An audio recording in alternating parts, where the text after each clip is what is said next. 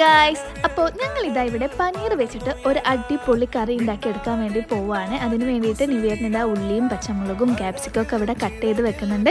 നിവേദനാണ് കേട്ടോ ഇത് ഉണ്ടാക്കാൻ വേണ്ടിയിട്ട് പോകുന്നത്. പിന്നെ ഇതാ നമുക്ക് ഇതേപോലെ ഒരു മിക്സ് ഉണ്ടാക്കിയെടുക്കണം. തൈരും മഞ്ഞപ്പൊടിയും മുളക് പൊടിയും മല്ലിപ്പൊടിയും കൂടി ഇട്ടിട്ട് നന്നായിട്ട് മിക്സ് ചെയ്ത് മാറ്റി വെക്കാം കേട്ടോ.